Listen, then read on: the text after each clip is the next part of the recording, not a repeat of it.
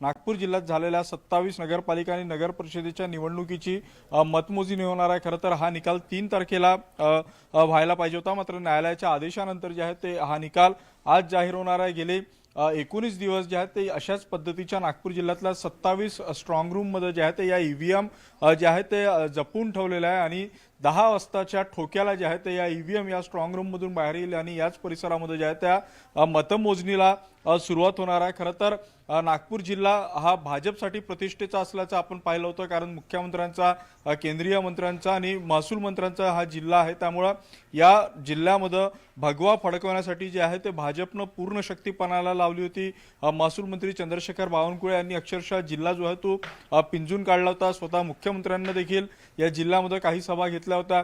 तर काँग्रेससाठी देखील हा जिल्हा तेवढाच महत्त्वाचा आहे, कारण आतापर्यंत काँग्रेसचा नागपूर ग्रामीणमध्ये एक हाती वर्चस्व राहिलेला आहे। सुनील केदार यांच्या नेतृत्वाखाली जे आहे ते नागपूर ग्रामीणमध्ये काँग्रेसचं वर्चस्व होतं आणि हे वर्चस्व भाजपसाठी अडचणीचं ठरत होतं। त्यामुळे यावेळी कुठल्याही परिस्थितीमध्ये चांगलं बहुमत मिळवण्याचा प्रयत्न जो आहे तो भाजपने केलेला आहे। मतदार राजाने आपला कौल कोणाला दिलेला आहे हे 10 वाजता नंतर ज्यावेळी ईव्हीएम उघडेल त्यावेळी कळेल। मात्र सुरुवातीला 10 वाजता जेव्हा या स्ट्रॉंग रूम उघडल्या जातील तेव्हा सुरुवातीला पोस्टल ची मतमोजणी होईल आणि त्यानंतर सुमारे 10:30 वाजता जे आहे ते ईव्हीएमच्या मतमोजणीला सुरुवात होईल।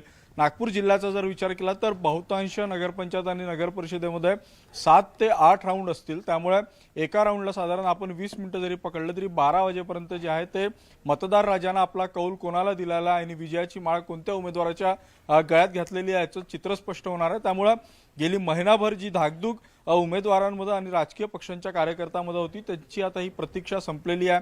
प्रशासनाने देखील या सगळ्या मतमोजणीसाठीची जी आहे ती जय्यत तयारी करून ठेवलेली आहे। आपण सध्या ज्या भागामध्ये आहे ती बेसा पिपळा नगरपंचायतचा हा परिसर आणि इथे पाहतोय की आपण 7 राऊंडमध्ये ही सगळी मतमोजणी होणार आहे।